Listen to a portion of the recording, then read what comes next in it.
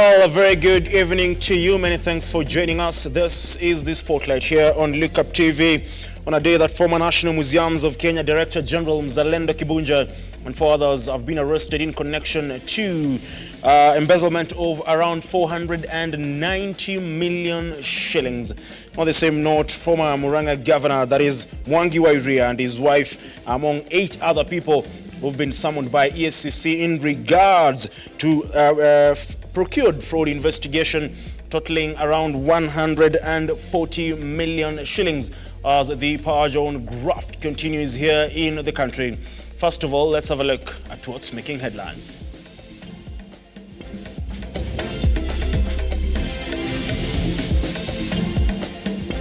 Tonight on the Spotlight, the strike is on and we will not be intimidated.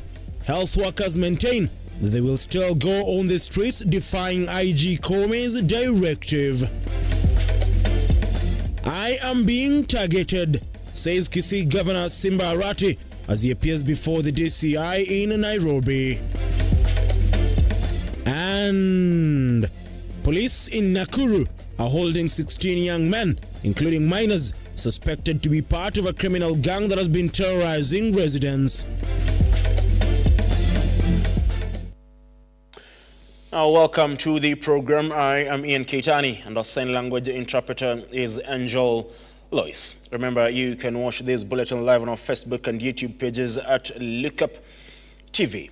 We start this bulletin on matters health, and health unions in the country maintain that the doctors' strike, which has now entered its 2nd month, is still on. This was despite a warning from the Inspector General of Police, Japheth Koome, that the strike was illegal.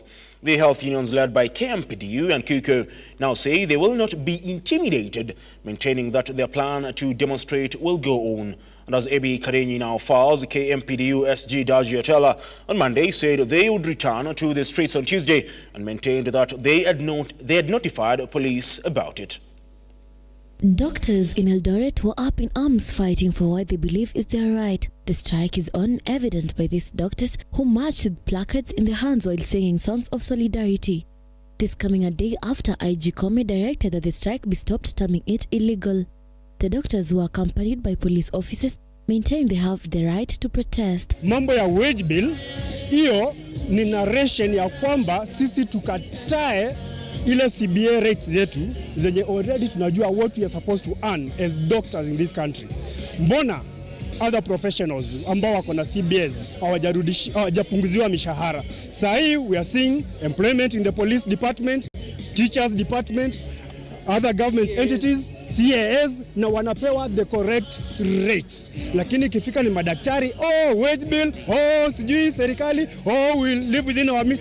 Hiyo ni porojo na sisi hatuwezi kubali kwa sababu tunajua what doctors have been earning since 2011, even before the CBA. In Nairobi, health unions led by Kmpdu Secretary General Dajiatela revealed that the strike will go on every Tuesday.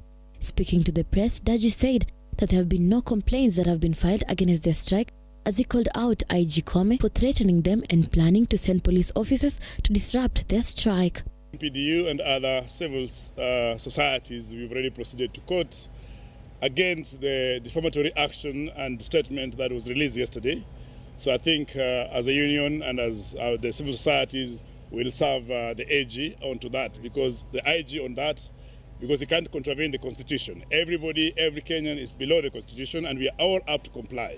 Moreover, he further added that the government is the one that is on strike, for they have refused to sit down with them and reach an agreement of the way forward. He knows that this is a collective bargaining agreement, that if it is to be valid, there has to be at meeting, there has to be discussions. It's not a unilateral decision to be done. And therefore, they can't keep on saying that we are ready for engagement on the media, or on the funerals, or in political rallies, when you're not seeing any letter of that matter. The same thing, the CS labor cannot suspend or call off strike for doctors or for any other union. There are laid down labor regulations that a strike will be suspended or called off by the Secretary General of the particular unions. So our strikes are on.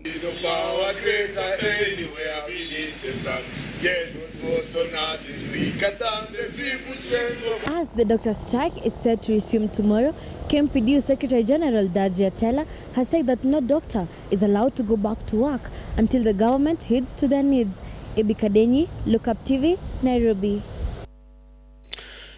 It's a shame that both sides are standing their ground, the government saying they will not negotiate with doctors until they resume duty. The doctors insisting that they will not resume duty until the 2017 collective bargaining agreement is implemented. Now, who's bearing the brunt? Patients across various hospitals across the country, and it's the hope of many Kenyans that that stalemate can be solved as soon as possible. Moving forward, Kisii County Governor has called for investigations into an alleged plot by the Directorate of Criminal Investigations to arrest him and 14 supporters. Arati, who recorded a statement at the DCI headquarters in Nairobi today in the company of his lawyers, Governor James Agri Orengo and Senior Counsel Otende Amolo, say the plot involved searching his homes in Kisii and Nairobi counties over alleged illegal possession of firearms. Stanley Ligaria now reports. After hours of grilling, the Kisii boss was out of the DCI offices flanked with his legal team led by Siaya Governor James Orengo, Riedas Otiende Amolo and lawyer Ndegwa Njiru, who now want investigations into the matter expeditiously conducted, alluding that their client's life was in danger following a series of attacks and disruptions caused by people allegedly affiliated with the government, forcing him not to be able to deliver on his mandate effectively as per the constitution. It is a scheme to bring false charges, fabricated charges. And thirdly, to make up a case against Simbarati. And we believe from the evidence we have seen so far that even in that scheme, Governor Arati's life is in danger. A video posted online showed the attendees injured in the resulting stampede of the meeting as they scampered for safety after their gunshots, which ended their governor's event unceremoniously in Nyakambene ward in South Mugirango, where armed men stormed the meeting with gunshots in their air, leaving 4 people nursing serious gunshot wounds, including the governor's security detail. Simba Arati, our governor, has been operating in Kisii under very difficult circumstances, and we believe that there is constant harassment, intimidation and persecution meted against Governor Arati. The two leaders have been at loggerhead as the supremacy battle takes new heights, the fights defining their relationship and dividing the larger Kisii region. Each time casualties are reported, with one time the two going head-to-head with one another. Has lodged a complaint. This is a unique complaint. The DCI. Governor Arati has lodged a complaint with the DCI against the DCI. So we want to see the action that they take. Because the alternative is to take the law into our own hands. But as counsel for Governor Arati, we have lodged the complaint. They've assured us there'll be some action, so we went to await that action. Detectives commenced investigations into the shooting incident in the county, where several people were injured, as confirmed by the County Commissioner Tom Anjere, as area leaders urged relevant authorities to take legal action against Osoro, who soon after distanced himself from the incident, saying he was within the area to disburse bursaries and launch roads when he learned of the brawl in the governor's event, calling for political tolerance, accusing Governor Arati's supporters of allegedly attacking his supporters and destroying their equipment. What then we are saying is that he is no longer able to execute his functions as a governor domiciled in Kisii, because that is where the threat is. So these threats are affecting the ability of the governor to execute his functions. Stanley Ligaria, Lookuptv, Nairobi. From the shooting in Kisii and the chaos that has followed that particular shooting that happened late last year, to Nakuru now, where police in Nakuru are holding 16 young men, including minors, suspected to be part of a criminal gang that has been terrorizing residents of Rwanda and its environment. County Police Commander Samuel Ndanyi also confirmed that the police were in pursuit of a woman said to be harboring the young men. Ndanyi noted that 2 pistols, 33 rolls of bang and an improvised rolling flag that is used to roll bang were recovered during the raid. With residents of Rwanda in Nakuru County lamenting over constant attacks by a gang of youths, their cries were responded to by law enforcers following the arrest of 16 youths belonging to a gang that has been terrorizing residents in a sting operation by police officers. Mchana tumeweza kupata taarifa kutoka kwa wananchi kuwa kuna mama moja sehemu inajulikana kama Ronda. Huyu mama, wananchi na wale wakazi wa pale wanamshuku kuwa ni kama kufuga. Ako na kikundi cha vijana wengi sana, na hawa vijana ni wanashukiwa kuwa wahalifu.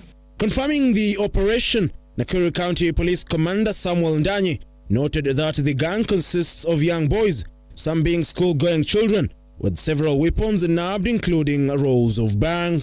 Tutafungulia mashtaka na vile unavyouliza kwa wengine ni underage, iko wale ambao kwa miaka 14, 15, 17, na wengine pia ni wako umri zaidi ya 18. Tuko na watu wa miaka 20, 21.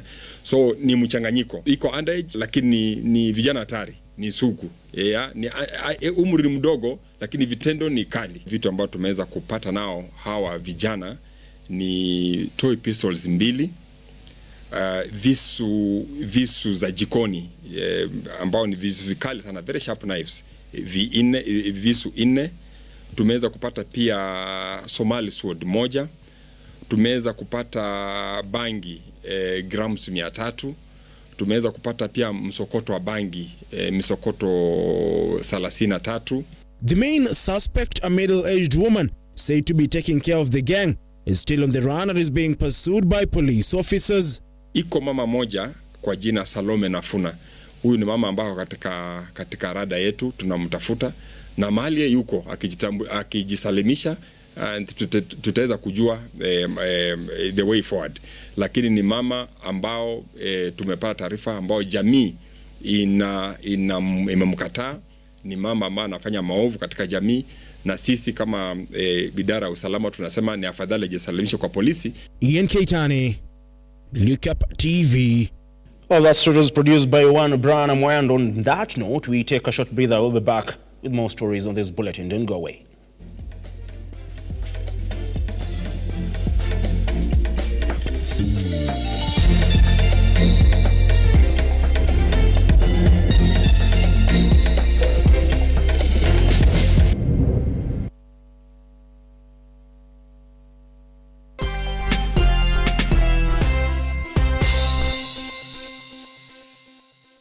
Kazi ya maji haikuangi rahisi.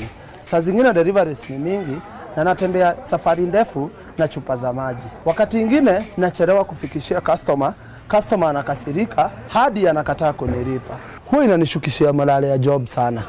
Lakini tangu nishinde hii tuk na tatua 3, deliveries zimekuwa kibao, teke na rahisi. Hadi customer ananiongezea za macho. Kazi yangu imejipa mbaya. Kila Jumapili unaweza vuna hadi $500,000 ama tuk ndani ya Tatua Bonanza Live na zawadi zinginezo. Vuna chapa leo na Tatua 3. Ingia kwa M-Pesa paybill number 150 account, weka namba zako 3 za bahati, fuatiza na neno look. Amount ni shilingi 10 hadi shilingi 1,000. Over 18s only. Gaming can be addictive. Play responsibly. BCLB number 000898.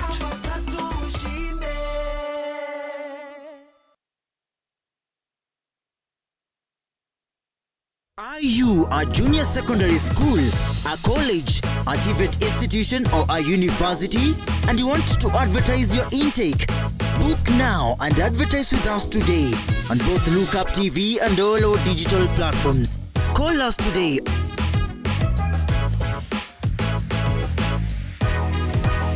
or email us on sales@lookuptv.co.ke.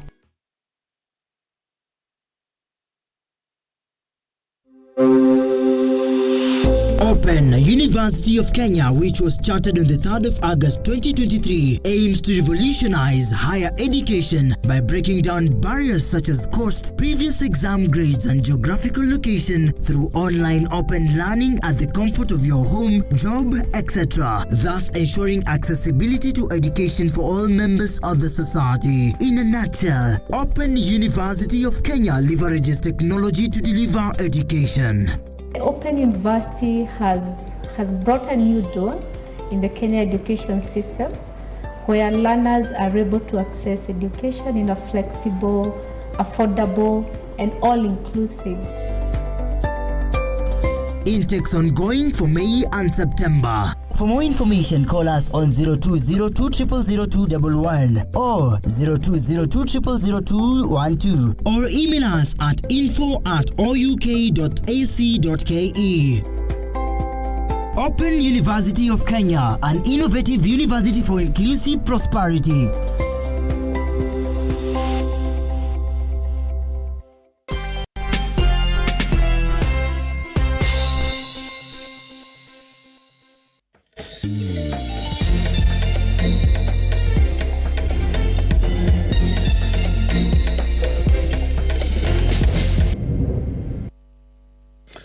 Let's continue with the bulletin now. And in Tana Delta, a once tranquil landscape has been transformed into a scene of devastation.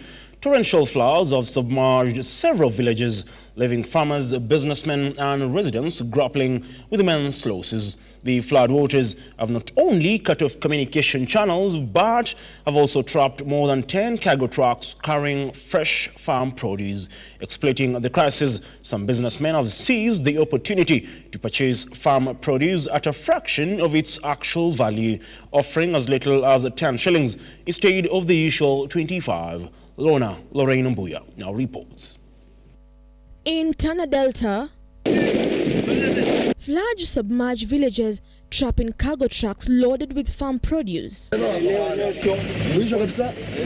With no access roads, farmers face massive losses. Bonea Corner recounts devastation, estimating losses at 500,000 Kenyan shillings. We are almost 527,000.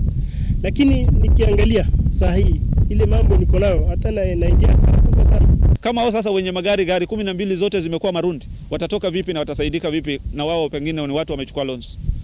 Na hawa wakulima ambao wamelima na mali imeharibika, watasaidika vipi ili kuregesha ile gharama? Kama mtu amegangana na ni mkulima amelima 13 acres. Businesses suffer as lorries remain stuck, blocking access to vital markets. Ibrahim Muhammad and Ibrahim Komoro lament the losses of green grams and watermelons. Tumeathirika na maji, shamba eka 6 kwa mailon, eka 1 ya batanas, eka 1 ya pojo. Business people are stranded with invested produce, calling on government intervention to move the stalled trucks. Evacuation now looms for 11 villages as water level rise. Tumeteseka tangia Jumatatu mpaka wa leo, wiki imeisha na hatuna matumaini. Kule ndani kuna gari zaidi ya 10. Simesimama huko na hakuna matumaini ya kutoka. Jumaji imekuja imekuwa mto. Sasa tunaomba serikali isaidie wale wako kule ng'ambo, angalau tu wafungisiwe hizo gari zao juu serikali iko na nguvu. Hassan Galgalo appeals to authorities for temporary bridges to aid produce movement as the community awaits relief from Kenya Defence Forces, National Youth Service and Kenya Red Cross. The Tana Delta is facing a crisis as floods disrupt lives and livelihoods. So tunaomba serikali wasaidie na hali ya dharura ili hii mazao saa hizi itoke iende kwa sokoni. Tunaomba NYS, tunaomba jeshi, tunaomba KWS, tunaomba Red Cross waje wasaidia wakulima hii mali ifike sokoni, at least kila mtu aregeshe ile gharama aliyoongea. Itakuwa ni bora na watakuwa na morali ya kulima next time, kwa sababu huku tunafanya mazao twice a year ya watermelon. Lorraine Mbuya, The Spotlight. Let's talk matters education now. And Education Cabinet Secretary Ezekiel Machogu now says that the government is making necessary preparations in readiness for grade 9 students who will be domiciled in primary schools next year. Speaking at Kangaroo Girls during the 62nd National Drama and Film Festival, Kmpdu says his ministry plans to build 15,000 classrooms to accommodate the grade 9 students. The CS also revealed that 20,000 junior secondary teachers will be recruited to make up for the JSS shortage of teachers. The structure of our education system was discussed in a sessional paper presented before Parliament in 2019, commonly known as sessional paper number 1 on education. It did provide for the structure. This particular year we are at level 8.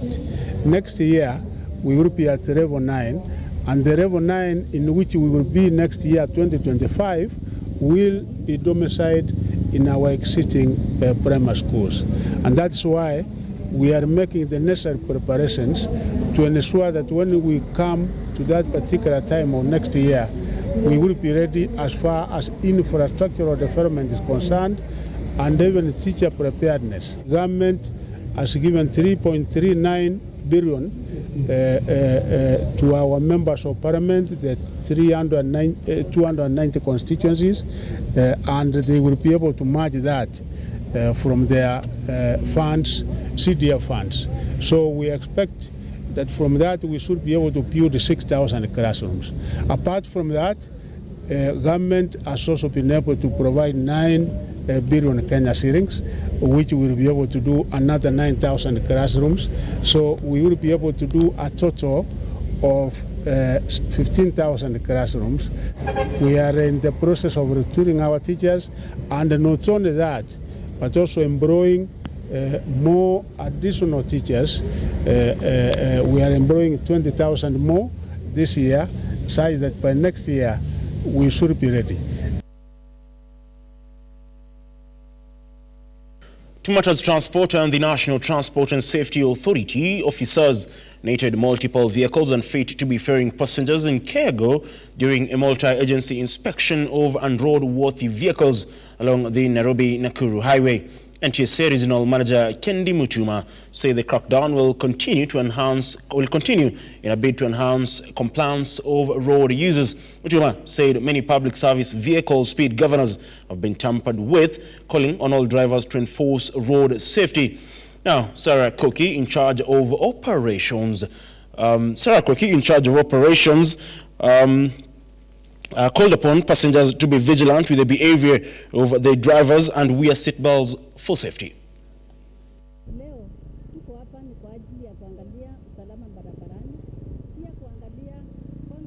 Ambao yatatumika kwa barabara ni magari ambao yako sawa. Yale magari mabofu ndio tunashika, tunaangalia na tuhakikishe ya kwamba abiria wote wanasafiri salama. Kwa hivyo tunawahimiza abiria anapoabiri gari, angalie hiyo gari iwe ni gari ambalo liko na mshipi, aweze kufunga mshipi. Akiona driver anaenda kasi, wasikose kusema. Kwa hivyo tunahimiza abiria wote waseme. Kwa wakati huu tunaona ya kwamba watu ambao wanatembea kwa mguu ndio wameendelea kuongezeka katika accident. Today we are here for a joint operation with the police. We are trying to look at the compliance level of the matatus together also with the personal vehicles. Mainly we have noted, apart from compliance and the issue with the tampering with governance, we also have an issue with the driver behavior. This operation is just to remind people that we need to be careful on the roads so that we can minimize the accident. What I've noted mainly is the driver behavior. Most of the drivers are a bit reckless. We also have an issue with the tampering of the governors. But apart from that, some of the vehicles are compliant. Lakini kufikia hapa Rimuru safari ikakatika kwa sababu ya issue ya transport. Tunaona watu wa NTSA wako kwa barabara wanaangalia magari, lakini tungependa tu kuambia serikali hii ni njia mzuri ya kuangalia sisi kama binadamu, kwa sababu wakati wanaangalia hizi magari tunaendelea kushukuru, kwa sababu gari yoyote ikiwa na makosa haiwezi kuwa ikaachiliwa kwa barabara. Now, Jubilee parliamentary NEC members on Monday appeared in court after being summoned by Justice Chacha Mwita in a case involving the party's leadership. Speaking after the case, which was virtual, the group that prides itself in having 28 members in the House maintains it is a parliamentary party and that it is out of the Azimio coalition. Majid Hussein with the details. The push and pull in the Jubilee Party continues to take new heights as the Dove Party faces wrangles within itself as two groups fight for its soul. Speaking after appearing before Justice Chacha Mwita on a hearing on the legality of the party's NEC operations, the Sabina-led faction maintained that they are not in Azimio coalition. Pursuant to a summon by the court number 1 by Justice Chacha Mwita, we complied. Unfortunately, the issue was heard virtually, and it ended. And just to tell you that you can see the entire NEC, actually out of 22, the majority are here, the leadership are here, and Jubilee continues. But just to add that Jubilee has left Azimio a long time ago, and I think whoever is still pushing to push us back to Azimio is going to hit a dead end. The leadership of the party also says Sabina Chege is the party leader and continues to be the minority whip despite calls to have her removed. Our party leader, acting party leader, remains the Honorable Sabina Chege, and she is also doubles as a parliamentary whip because, for information, Jubilee has 28 members of parliament and an assembly, National Assembly, and 5 senators in the Senate and 1 member in the Yala, totaling to 34 members of parliament. So we are a parliamentary party. And the case here revolves around challenging the Speaker's decision to declare Jubilee a parliamentary party. The wrangles within the Jubilee Party have been going on since the 2022 election, leading to the party breaking into two, a Kanini Kega and Sabina Chege-led faction, and another faction led by Jeremiah Kioni. The soul of the Jubilee Party is now in the corridors of justice. Jubilee is completely out of Azimio coalition in every aspect. You can see even right now Baba is oscillating. Very soon even him will exit. So what is the worry? Majid Hussein, Lookuptv. Thank you very much, Majid Hussein, for that particular story. And moving forward, in your opinion matters tonight, our reporter Maureen Bosire sought to find out what Kenyans think about the state of the economy following the reduction in fuel prices and electricity. Let's listen in. Following the announcement from EPRA on fuel price reduction, we are hitting the streets asking Kenyans what they think about the new fuel prices. Jina naitwa John Jero, mimi ndiye National Chairman United Border Transport Association. Ningependa kusema ya kwamba tumepata taarifa kwamba mafuta imepunguzwa bei. Kwanza niseme kama watu wa bodaboda, tungependa kumwambia rais wetu asanti, lakini pia tumwambie Mbando akiingia madarakani mafuta ikuwa pale. So tunatarajia petroli ifike shilingi 150 ili watu wa bodaboda katika taifa letu la Kenya wapate kufanya biashara na wapate kupata maendeleo na wapate kujisaidia. Kwa hivyo hata kana kwamba amepunguza bei, bado hatujatosheka, bado tunasema bado bei iko juu sana. Tunashukuru kazi njema ya Mheshimiwa Rais, manake mafuta inaendelea kupungua na bidhaa hata vyakula vinaendelea kurudi chini. Kwa hivyo kazi ambayo Mheshimiwa Rais William RUTO anafanya, tunashukuru kama wanabodaboda. Mafuta hivi ninavyopungua inapoelekea chini namna ile, mambo itakuwa shwari, kwa maana mafuta inapoenda chini kila kitu itakuwa chini. Kwa ajili sasa bei ya vitu ambavyo vilikuwa vinaenda juu zitarudi chini, vitu utanunua rahisi. Kwa ajili sasa hata ile transport ambayo tulikuwa tumeongezwa itarudi chini kwa ajili mafuta iko chini. Kwa hii shughuli ya mafuta kushuka na 10 bob, mimi sioni kama imepunguza kitu chochote. Jopo ndo RUTO alichukulia, so anafaa kufanya change yote hapo ndo alichukulia, so inafaa kushuka by 50 hata kwa gari hakuna kitu imechange. fare ni ile to the same tu. Hakuna kitu imechange. My view ni hadi wakishukisha hadi tuseme na 50 bob and yet we are still unemployed. Hadi it will add no sense. Sasa naona the government should implement how we young youths tunaweza pata kazi. Hadi wakipandisha and we have a means to get the money, hatuwezi complain. Those are some of the sentiments from Kenyans urging the government to keep on reducing the fuel prices. Maureen Bosire, Lookuptv.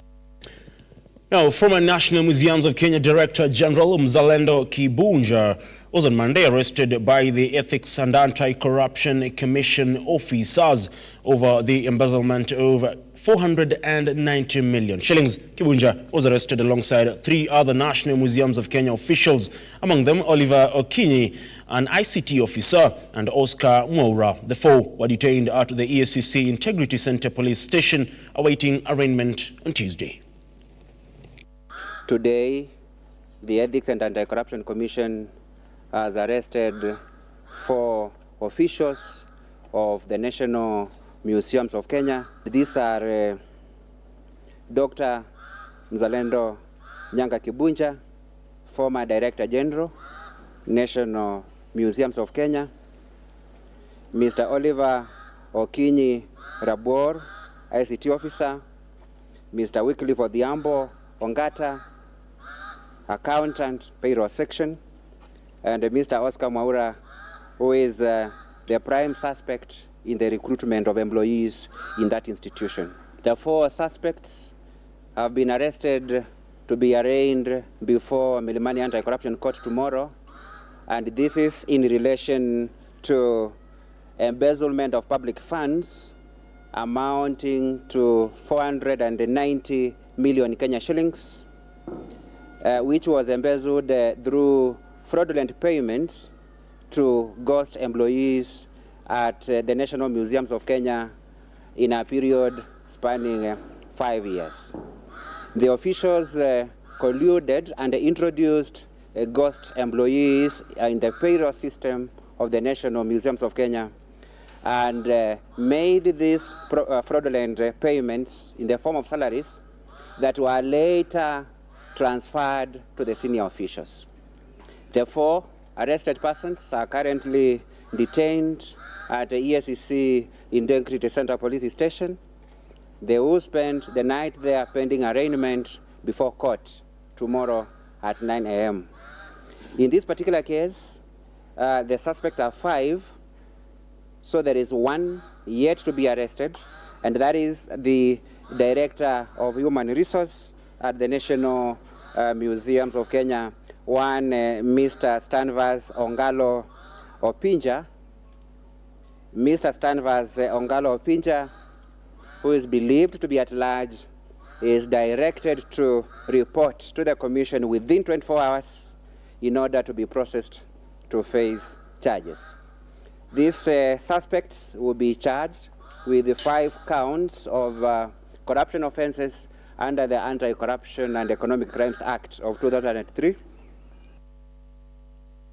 Now, just to let you know is that 8 other people have been summoned by the EACC, and that includes former Murang'a Governor Mwangi wa Iria and other 8 former county officials, and they are set to be charged by the DPP over 140 million procurement fraud between 2015 and 2016 at the devolved unit. Other charges to be leveled against them include conflict of interest, dealing with suspect property and money laundering contrary to Section 3, read with Section 16 of the Proceeds of Crime and Anti-Money Laundering Act. Those are stories that will be keeping tabs for you tomorrow in a bid to let you know what happens to those particular 2 separate cases. On that note, we take our second breather. We'll be back in a moment.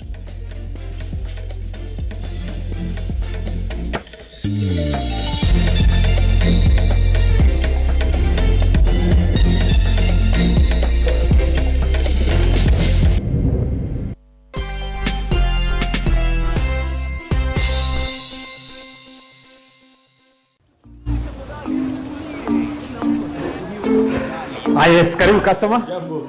Nzuri. Utakula nini leo? Nisaidie ugali na fry nusu. Nusu fry hapo na ugali? Yes. Haya. Wewe, nani amekuitisha hii yote? Hapana, tulia customer. Hapana, mimi sitaitisha hii yote. Huku ukiitisha tunakuongezea bonus juu yake. Kwa hivyo hii ni bonus.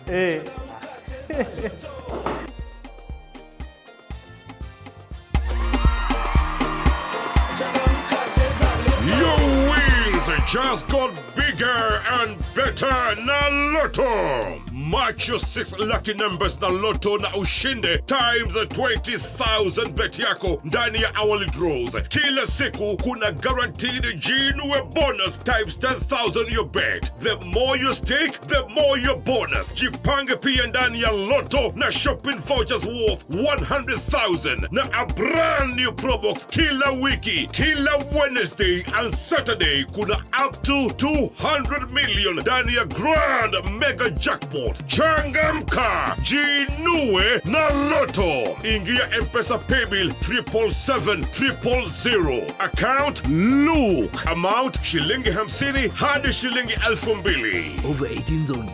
Gaming can be addictive. Play responsibly. This message has been approved by the BCLB. Changamka, cheza Loto.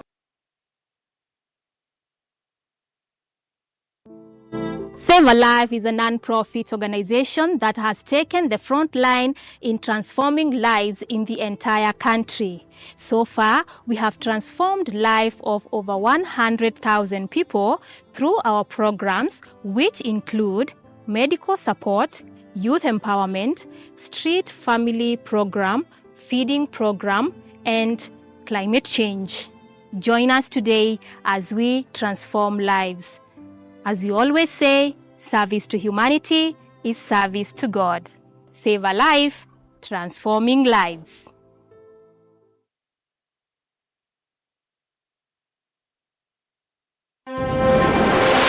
Come, let us show you place sport to build your dream home in Baraka Garden, situated just 5.4 kilometers from Blue Post Junction along the Thika Gatura Road. Place finest with secure gated community, Margina Steamer Eco on-site, Usitans na stories za title deeds ziko ready. Plus, flexible payment plans and financing options. Pay 30% and clear the rest in installments. Get in touch, twende site visit. For more information, contact 0794 333 222 or 0722 668 700 or visit our website www.mahasibuhousing.co.ke. Experience the beauty of Baraka Gardens today.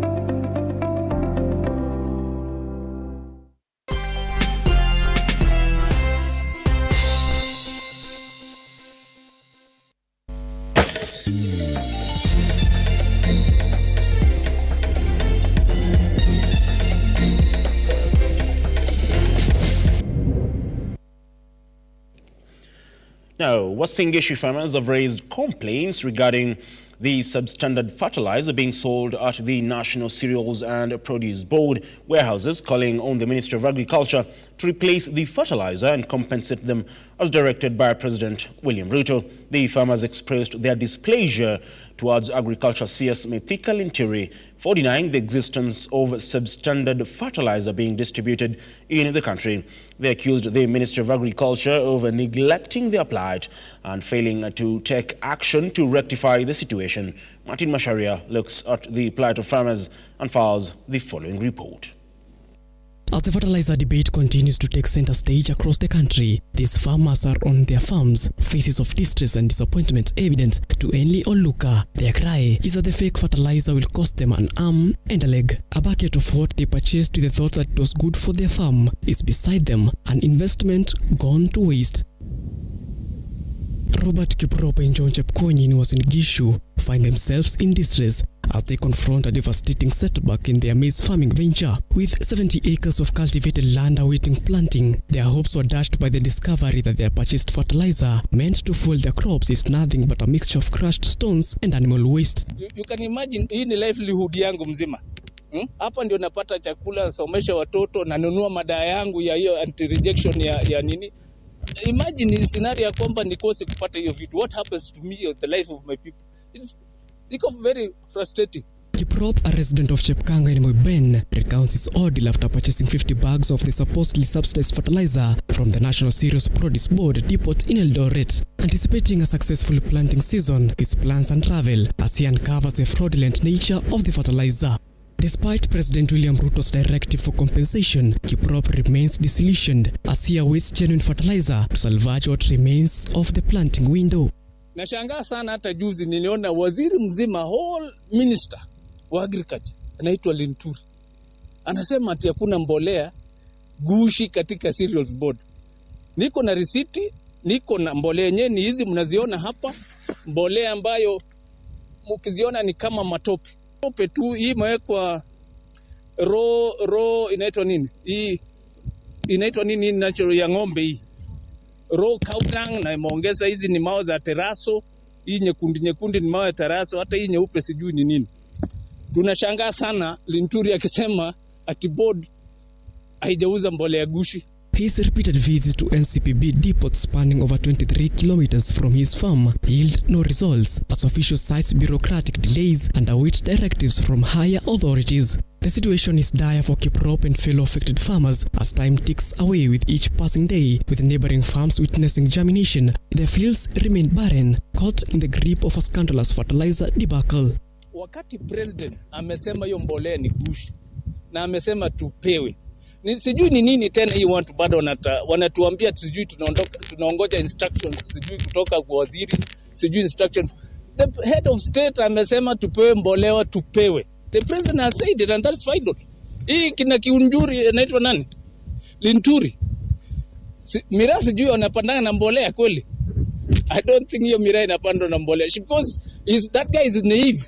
Sasa I was there the other day wananiambia bado tunaongoja instructions kutoka above. Which above? Instructions kutoka mkubwa gani? Na mulisikia rais akiwa on live television amesema turudishiwe mbolea, tupande kazi, tufanye kazi yetu kama wakulima. So kwa hivyo hii wanatuchukua sijui ofisi instructions, sijui hiyo mambo yote sisi hatutaki kujua. Tunataka tupewe nini, tufanye kazi yetu. Hii mbolea hii ambaye ni fake kabisa, inaonekana ni fake, na watu wengine bado wanasema, na wakubwa wengine wanasema ni fake, ni vizuri ati bado kufanyia utafiti gani imefanywa na weto wewe macho naona. Sisi tumefanya farming mwaka mingi sana. The farmers now wait with bated breath as government promises to seek justice on their behalf. As the probe continues, the government has taken a strong stance against the proliferation of fake fertilizer in the market and called for immediate arrest and prosecution of all those involved in the production and distribution. Martin Masharia, Lookuptv. Now, Robert Kiprop's case is just one of the thousands of farmers across the country who was, bought fake fertilizer or paid the money and were given fake fertilizer across the country.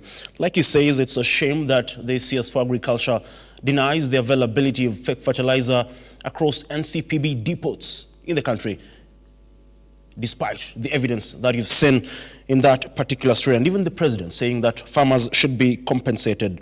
Now, saying farmers should be compensated is one thing, ensuring that they are indeed compensated is another. That remains a story that we'll be keeping tabs with to let you know what happens. And the farmer is questioning whether Miraa farmers use fertilizer. Yes, they do, and that paints a picture of how embattled the CS for Agriculture is, because on the other hand, farmers in Meru County are calling for the ouster of Mithika Linturi, citing that he has failed to address the issues affecting Miraa farmers in that part of the country. Now, moving forward, street families residing and scavenging at the Mayuga dam site in Malindi town, Kilifi County, now want it relocated for health reasons. The families say that they have never benefited from dam sites over the years, and that they are calling on the county government to start alternative income-generating activities for them. Majid Hussein now reports. It is a landfill that poses a risk to those residing here, and also one that has been a source of livelihood to many. The status of the dam site is wanting, with residents calling for urgent measures to be taken, as their health is hanging on the balance. From air pollution to skin infections, they are just a step away from being guests at a nearby hospital. Hapa mahali ilipo ni vizuri kama itaendelea kubaki hapa, na itapendeza kama itaondoka mahali hapa pajengwe kitu ambacho kitasaidia, manake hivi tunavyozungumza hata shule tunapotoka hapa ni Karima. With all manner of garbage and waste being dumped in the area, and a never-ending fumes, a continuous flow of toxic air as hazardous smoke billows around this place, the health hazard is floating in the air. During a visit to the dump site, we saw firsthand the life of a scavenger, Kalu, and her fellow scavengers who depend on this site for food. Rotten and dumped anything edible is a welcome for them. On this day, this meat is what they will be having. Despite depending on the landfill, Kalu acknowledges how this site poses a threat to their lives, calling on the county government to act with speed and find alternative survival methods for them and do away with the dump site. Mimi kazi yangu yenyewe mimi ndo hapa ni kama mama Timbo. Maana mimi ndo mkaaji wa kwanza Itimbo. Mimi nilikuwa hata nalala kwa msitu tu hivyo na watoto wangu, kukiamka kumeamka. Ile chakula ambayo mnakula nyinyi huko town, mkitupa ndo mimi nakotea watoto wangu wanaenda kukula. Ali Muhaso, a 40-year-old, narrates how he was born and bred at the dump site and has never seen the current situation before, and is now calling on to the government to help restore or relocate the dump site. Nimeishi zaidi ya miaka 40 na tunachoomba ni hii timbo iondoke. Hatuhemi hewa safi, sewage, vitu vingi, masindano, nini moshi. Hata sasa hii fire inashinda kuzima moto hapa Timboni. Kila siku inaingia hapa Timboni kuzima moto fire. Kwa hivyo tunaomba hiyo timbo iondoke, tupate ile hewa safi. The more they dumped, the more it became a threat. And now those who lived and depended on this dump site are eager to run for their lives. Evidence of the threat the site is posing on these locals. Majid Hussain for the Spotlight.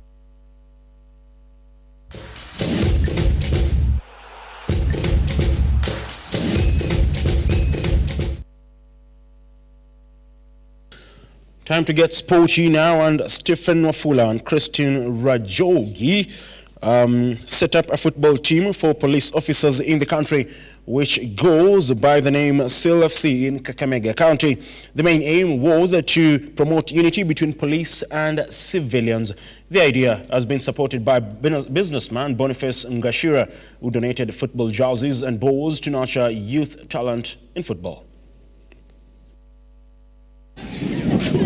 Ushirikiano ukiwa, kawaida wanasema communication is very important. Ushirikiano ukiwa kati yetu na wananchi, kufanya kazi kwetu itakuwa ni rahisi sana. Mbona sisi tutaweza kupata nafasi ya kupata information kuhusu wananchi mapema, kuhusu labda ile tunaweza sema criminality na hizo criminal elements and so on. Wananchi watakuwa na nafasi na watakuwa na uhuru wa kushare na sisi information, na kwetu kazi kufanya itakuwa rahisi sana. Unajua uhalifu wingi unafanyika na vijana. Vijana wakati tunawaweka busy ama tunawaengage in sports activities, especially kama yetu ya football, vijana watakuwa engaged most of the time. Sasa itatoa nafasi ya vijana kushirikiana katika mipira na kufanya, yani kutoa hiyo dhana ama kukosa kuwa na kitu cha kufanya, kufikiria maneno ya uhalifu. Kifika season ijayo tutaingia division 2 na tuendelea hivyo. Madhumuni makuu kabisa ya timu hii ni kunacha talents na pia kufight drugs and substance abuse kwa vijana. Wapo vijana wengi ambao ni raia tumewa include, ambao ni raia wema tumewa include kwa timu yetu, na pia tunaingia kwa vijiji huko tukicheza ma friendlies na tukieneza hiyo campaign ya drugs, vijana wasijihusishe. Iko chonjo. Now, Makere football team emerged winners of the Nyangati Cup in Kirinyaga County. The team thrashed Mutungara 3-0 to win that tournament. In the girls category, Kimbimbi Queens drubbed Kirithiti Queens 5-0 to become champions. The competition aims to nurture talent at the grassroots level.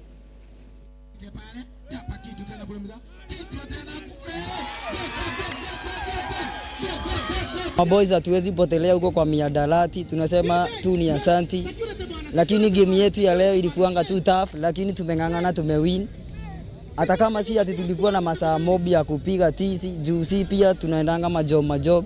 Lakini tu tumengangana kama wanaume, tumewin. Leo gift za leo zilikuanga mob, tumepewa uniform, boots, mipira, socks. Na zinaweza tu tusaidia kufanya tizi. Na tumesema tu ni asanti. Na hii kitu tunataka tu ijirudia kujirudia. Tumekuwa tukitrain for long as Kmpdu Queens. Tukacheza leo. Then namshukuru our MCA Mwendia kwa kutuleta hapa kucheza. Kwa hivyo tumepokea zawadi. Shukurani kwa MCA wetu, na tungeomba MCA wetu tuendelee hivyo ili tuweze kutrain mara mingi na kuleta wanarika pamoja. Ushirikiano mzuri ya kuhimiza vijana wachane na hii mambo ya miadarati, kuwafanya wakuwe productive na wakuwe very busy. Na tena nataka kusema wale vijana wamekuwa kwa uwanja leo, kumekuwa na watu walikuwa wamekuja wanafanya kitu inaitwa scouting, na tunataka kuhimiza vijana wasikufe moyo. Kwa hapo awali vijana walikuwa wanacheza locally, alafu wanakosa vile wanaweza enda kuchezea timu za huko juu, lakini leo tumekuwa na watu wamekuwa kufanya kitu inaitwa scouting kwa hii uwanja.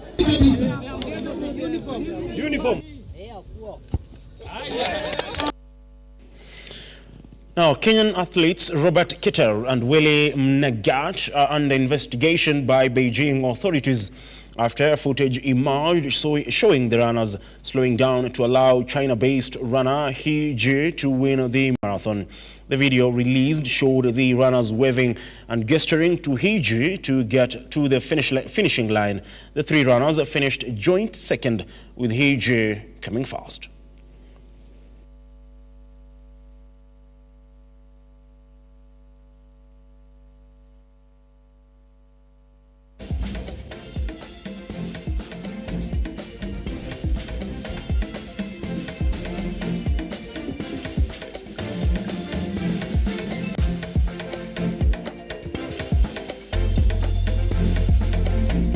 A bizarre incident in Beijing, China.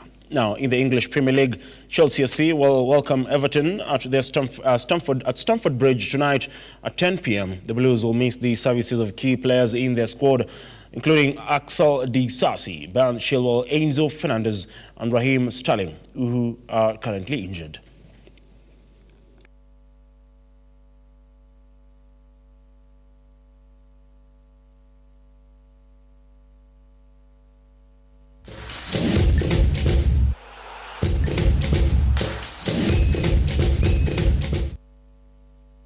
Now, it's worth mentioning that the Boston Marathon went down today, and in the men's category, Ethiopian Sisei Lema won with his compatriot Mohamed Issa coming second, with Evans Chebet of Kenya coming in third, clocking 2 hours, 7 minutes and 22 seconds. In the women's category, it was a clean sweep for Kenya as Ellen Obiri defended her title, clocking 2 hours, 22 minutes and 37 seconds. Sharon Lokedi came in second, with 44-year-old Edna Kiplagat coming in third, clocking 2 hours, 23 minutes and 21 seconds. Now, that is all that we had for you this particular night. Thank you very much for making time to be with us. Do have yourself a wonderful evening, and like always, God bless.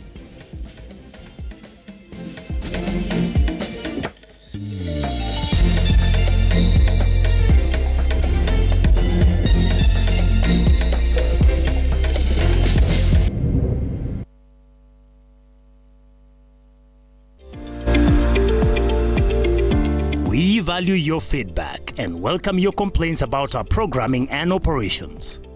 Feel free to get in touch with us through 0700 893 542 or send us an email to info@lookuptv.co.ke.